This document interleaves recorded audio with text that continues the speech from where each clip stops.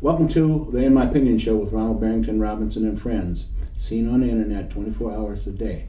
I want to introduce our very talented co-host, Miss Jackie Williams. Hello, Hi, everyone. And Mr. Henry Hatter. Hi, Ron. And welcome our millions of viewers worldwide. Let's talk about the census, okay? That's a process of counting the people, in the country. The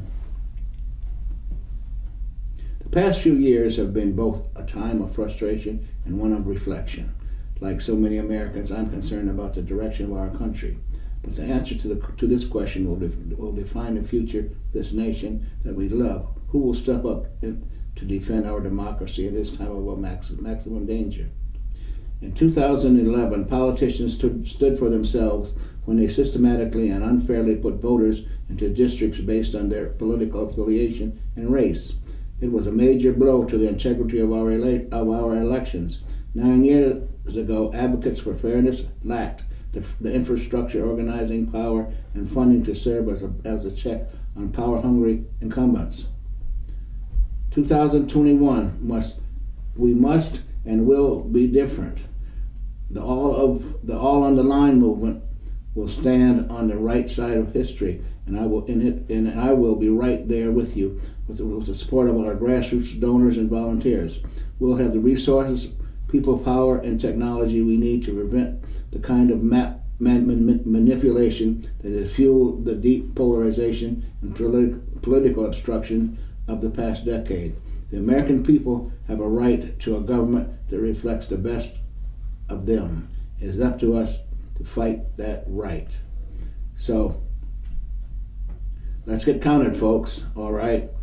The census covers a lot of grounds. It determines, who your senator's going to be, who your state representatives are going to be, okay, and money coming to the states, a whole host of things. Henry, what is your thoughts? Well, I think that is one of the areas where there are no politics involved at all. You count because the feedback is directly to the individual who was counted, because it brings back money into your district that serves your district to carry on the functions that your district needs to satisfy the needs of the people in that district. And I don't see where you can get any kind of political feedback or from that. That's your duty.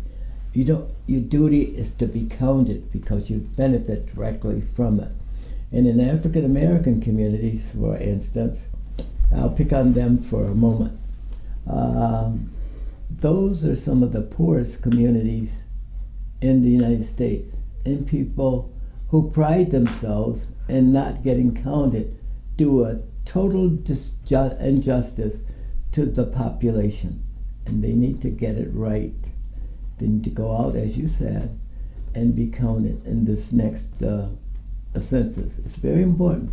It's very important not only to the people who live in those communities today, but very important to their children and to their children's children, and to the redistribution of wealth.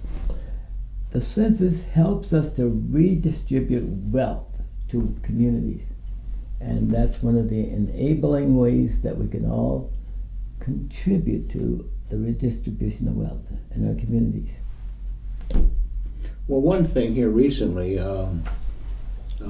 President Trump wanted to throw in ethnicity into the mix, okay?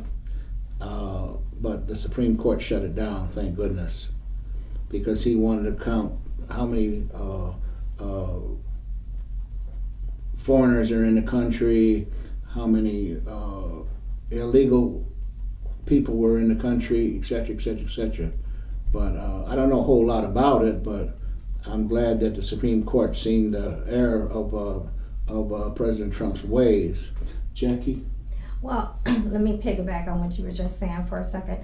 One of the reasons why he wanted to add that is because they felt as though they wanted to track, because now they're saying that ICE agents are showing up at schools, doctor's appointments, and so when you show communities where they dwell, the ICE agents are going to show up there as well. And the census is not to cause frustration or animosity with anybody. It's just to count people, like you said, based on what we need to service. And the other piece is, Henry, thank you for educating me on some of the things about the census, because a lot of times in our communities, unfortunately, we don't understand all that's involved.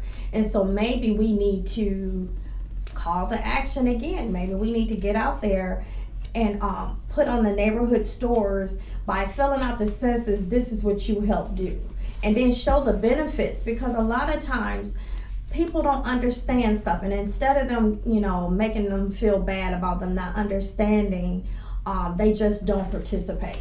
And so maybe we educate on the community centers, the schools, the churches, why it's important for you to fill out the census, and offer help in that too, because our illiteracy rate is really high. And so sometimes it exposes that when we're having to fill out a lot of paperwork, it makes us uneasy. So instead of dealing with those barriers, we just don't do it. We need to figure out a way to get us to do our duty, and everybody's job is to help bring wealth into our communities. Right. That's what most communities of the world do. They favorably do things that direct more and more wealth into that community. And this is a way for African Americans to really help distribute some of the wealth back in the communities that is currently going to other communities. Yes, I think that's it in a nutshell. Yes. So folks, get out and do your due diligence, okay? So that hopefully, especially in the black community, as Mr. Hatter was talking about, things can hopefully can get better. All right. Now, let's talk about Trump's acquittal on both charges: obstruction of Congress and abuse of power. All right. Now,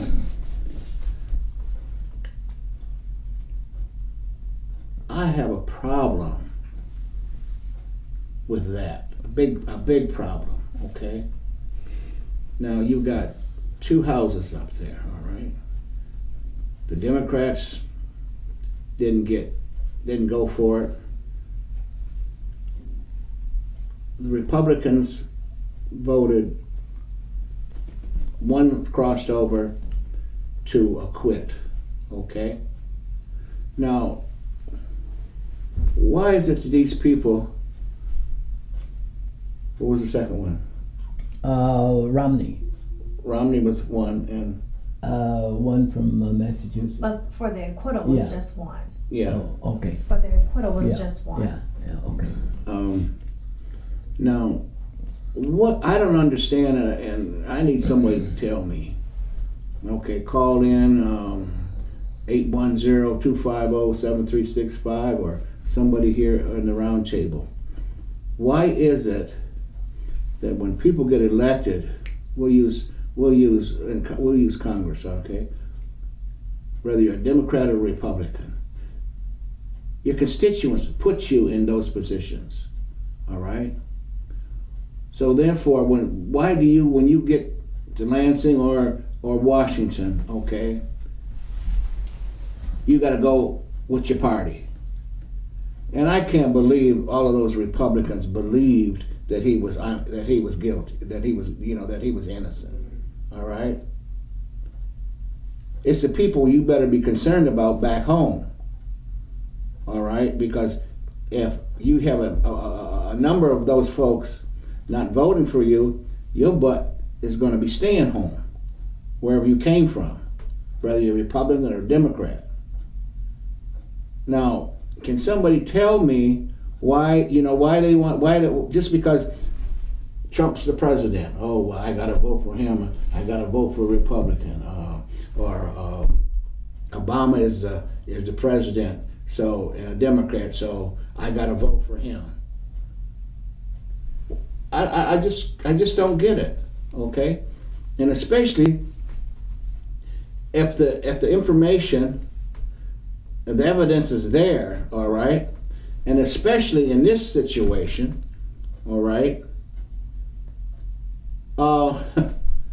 it's unbelievable. When how can you have a fair trial if you have no witnesses, all right, that know things about you and are permitted and are told don't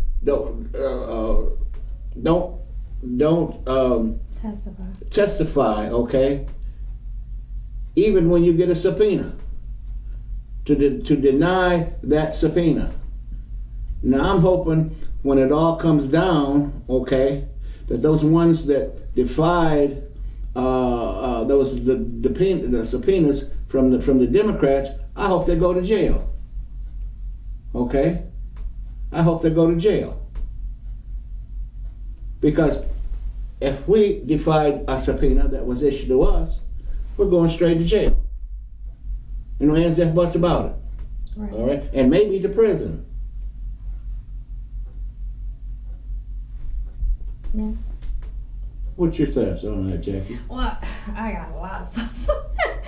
Well, first, the problem with the whole impeachment trial was that they did not take serious. When I say they, the Republicans did not take seriously what the charge was. The charge was, as our founders, founding fathers, when they did the Constitution, they wanted to make sure that no one in position would abuse their position. And that's where impeachment came from. That was a form of checking that power. And there is two co-equal branches of government. And if you don't allow the check and balances to come, you will get out of pocket. And that's what has happened, is because a lot of times they have enjoyed the tax cuts and being able to get rid of regulations so all of their friends can build in places they should not build and not protect what they should protect. And so it has allowed them to be fat on a hog, as they would call it, where they're getting all these perks. So when you tell me that we want to get rid of somebody that's giving me the perks, right, wrong, or indifferent, I'm not for doing that, because it's beneficial to me personally. Not my position that I took an oath for, but it benefits me personally. So we're not really interested in finding out facts, because this is a area I don't want to go in. And so that's what I find, is that even though 71% of Americans said that what he did was wrong and he should be punished, they weren't willing to take that step. So what have we created? We've created a monster. As your mom, your grandmother used to say, we have created a monster. Because you did not check that power, now he's out of control, even worse than he was before this happened. So now nobody can check him, because normally with the subpoena, the FBI or they handle that. Not FBI. What is it? Attorney Barr? Attorney Barr. They normally handle checking. Attorney General. Yeah, Attorney General. They normally handle, like, if there's a defiance of subpoenas and stuff. He is not operating in his right position, so that is not even an option, because the reason why it had to go to the House is because he refused to even bring charges. So things are not working like they should be working. So I'm not surprised that he was easily acquitted, but they might not have paid for, Donald Trump might not have paid for doing what he did at the at the trial, but he will pay in November, because people are very upset about his behavior, the things that he do. He's just like a little kid sitting in a playpen having a tantrum. And and the tantrum is with anybody that don't agree with him. It's just like a grown man that never grew up. Seriously. It's like a grown man that never grew up, and everybody that I'm upset with, I get rid of. Anybody to tell me I can't do what I want to do, I get rid of you. Or I demean anybody that says something that doesn't line up with what I agree with. This guy that testified, that was in the military, what's his name? Lieutenant Colonel. Yeah. Mm-hmm. You walked him out like he was degraded in his office because he did what he was supposed to do. And his brother too. And his brother had nothing to do with it. So it's just like anybody that is anywhere connected to something that he doesn't agree with, he get rid of everybody. We have a lot of healing to do. America, we are looked down across the world and they're laughing at us. They make babies of him because he acts like a baby. That alone should make us have a check and balance. We used to be the one that everybody looked to for strength, for dignity and all that stuff. We have lost that. Our moral compass is bankrupt. This is horrible behavior. Our kids are watching it. And do you not know that there's groups of kids in school that are getting put out of school because they're in school saying the same stuff that Trump says in school? And they're using this, and the president said it. Isn't that horrible? He holds the highest office in the United States, and he should act like it. Just because we're big enough to do it, your mama used to tell you, doesn't mean you need to do it. Just because you're big enough to do it. So it has nothing to do with Democrats or Republicans. It has to do with right and wrong. Period. And integrity. Yeah, period. We have to move the moral compass and go back to what we were founded on.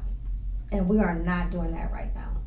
I can tell when you're mad because your speech, there was a breakdown in sequence there when you don't keep case number and gender. And I don't usually find you in that situation. But my take on that is it's the process that decides, that validates whatever comes out of Washington. If the process favors the retention of the president, then all of the other arguments become just a footnote a generation from now, and will amount to naught. The danger of what you're talking about when a president gets too maybe aggressive, you can never know the consequences of all the actions that are occurring throughout this process. And some of them, since you can't be able to predict them or place them, it follows the Heisenberg's uncertainty principle. So you can never tell what's going to happen next. So I think that as we move down the road, when the president has power and authority over the organs of government, as you have explained, that vacillates once in a while. It happened in the time of President Roosevelt, because he had awesome power. He had asked the Supreme Court to allow him to add numbers to the Supreme Court because Congress would not generate the legislation to do that. And so what he did is he threatened them with a lawsuit, and he was able to accomplish something under the New Deal. All of it's not coming back to me exactly right, but to accomplish something for the New Deal that was successful. But he threatened Congress, and that was when the president was a powerful entity, and then it swung to where Congress had that authority. The Supreme Court has never been dominant in any of these three organs of government, but they appear dominant when they can make rulings that check the president or Congress, and that's how it should be. There's nothing wrong with that. But what you see now is a strong president that will vacillate, that will swing back. The pendulum swings back and forth throughout the history. I think we had that at the time of Jackson as well.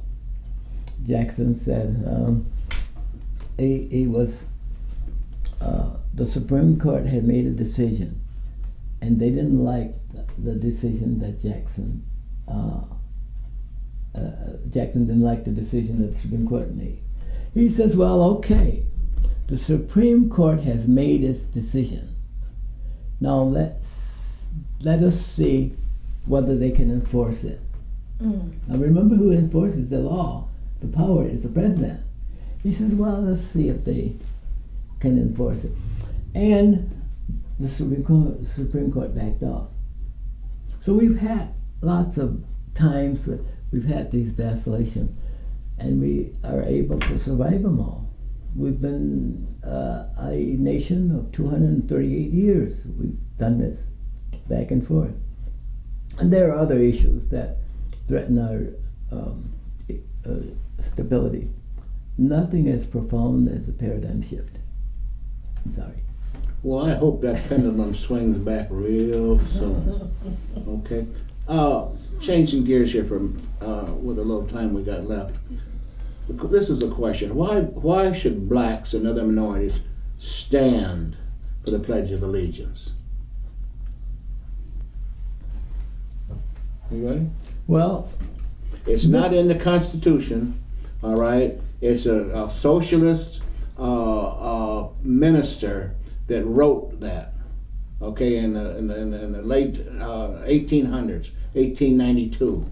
Okay, I fail to remember his name. You probably got it already. Oh, yes. Okay. But so I remember, but I don't remember his name. But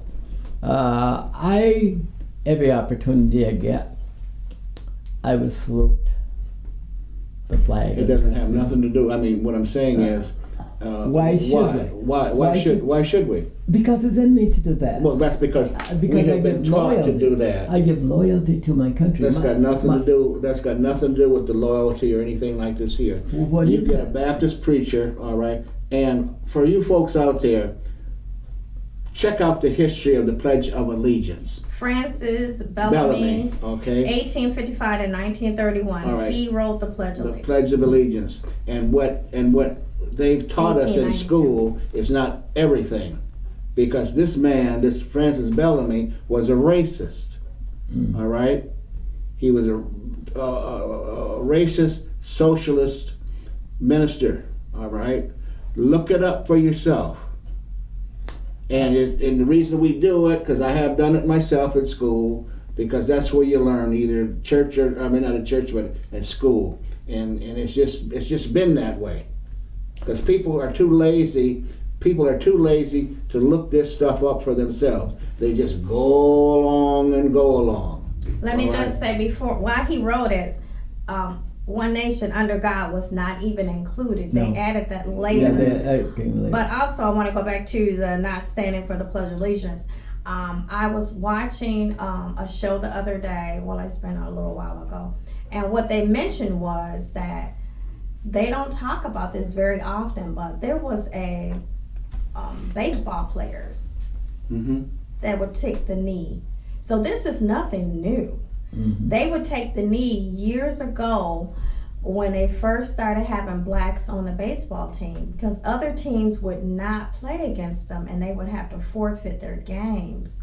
And so they would take a knee to show that they were not happy about what was going on. So taking a knee was always a way of showing that you are not happy with something going on. It has nothing to do with your commitment to the United States or anything like that. It was a chance for you to show that you were unhappy with some actions. So that happened all the way back early years of baseball. But you know, when I see people who do give reverence to the flag, because the flag is a symbol that unites us all, or supposed to anyway. Yeah. That's a good feeling for me, because I'm in a environment where I am accepted, and I must be accepted before I'll give loyalty to it. Stop and think about it. And the little stuff that people do that don't like me because of my race, that's their problem, not mine. Why should I do something to break the continuity of trust and feeling having a presence among men or women or among Americans, because I don't believe that I should be committed to do a pledge. And why be committed to why committed to a rag? Be committed to a rag Well, that's blowing in the wind. it's it's symbolic. It's a what's her name? Betsy Ross. She's the one made it. Yeah. All right. It's symbolic. It's a symbol. It's a metaphor. Well, So metaphors are the things that make us sense and feel association with something. but if it's not in the Constitution, It doesn't. why have do to you be have in to the respect it? Or, Okay, that's my question. If it's not in the no, Constitution, it's not in the Constitution. why should you have to respect? but it's in the hearts of people. The Pledge of Allegiance is not in the Constitution. But don't you think that we ought Okay. to have a pledge? It's a with symbol. us? It could be. Yeah. There's a lot of Satanism out here. Okay. All right, a symbol like gold, they say, and that cross that people wear all the time. Okay, it's a symbol. But see, I grew up with that. Me too. My I did parents too. grew up. I'm just My parents were- asking a question. My parents were people who were born in this country, Mhm. and they had no objection to it, and they had been through slavery. Remember? Because But- they probably didn't know, just like my parents didn't know. But I know Okay. now, and I haven't changed because it's Because it's instilled in you. yeah. Well, it's a value system to me now, and once something becomes a value, it's immovable. It's immutable. Until we learn to do better. Yeah. Because I learned from them taking a knee that the reason why they took the knee is because they wanted to show that they were protesting. It was Yeah. a sign of protest. And the other thing that they said was very significant. They said the flag did not cover them. See, it said one nation under God. And they were saying that what was happening to us, blacks, being stopped by the police and harassed, did not cover us. So they were saying the flag did not cover those things that were going on, because they were making it seem like we're all going through the same thing. And they were saying that no, we're not going through the same thing, because the flag isn't covering us, because we're not getting justice because the way that we're being And they're treated. paying you millions of dollars a year to go out there and hit a baseball. That has nothing to do with being. But They're that's speaking part on of it. behalf of the voices that are not on the football field and Yeah. not on the baseball. No, let me court. see. I mean, what is it? If I could go back and just The mouth. borrow from Lincoln for a minute. Borrow it. And Lincoln said, well, we can't have two nations on this land. We cannot have a slave state and a free state. We got to get rid of slavery, okay? He says we got to become one. A man who had the vision and the confidence Right. and moved in the right direction to be who we are today. Otherwise, we would be something else, and the fate of the black man would have never been known. Only thing about Lincoln and that lie that he told, all right, about abolishing slavery, okay, it's because and setting the slaves free in the slave states, because there was too much money.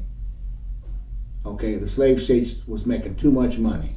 All right. Well, they had to pay taxes on the money. So if they made money, that's the real deal. if they made money, that's what It the wasn't United about- States wanted them to do. It wasn't in about commerce. Lincoln in his heart. He freed the slaves. All right. But anyway, Well, guys, I don't know about It's, the man. I didn't know him, but I loved what he did. I Well, loved the You were actions there? in it. You were there? But I loved what he did because I benefited from it all down through the years, up to my parents and the slaves. I benefited, and I'm standing here on the IOMO show, voicing my opinion. Otherwise, with that, I would never have. With that, we got to bring the In My Opinion show to a close. We will revisit this topic at a later date. This is Ronald, Barrington, Robinson, and Friends saying, until next time, stay focused.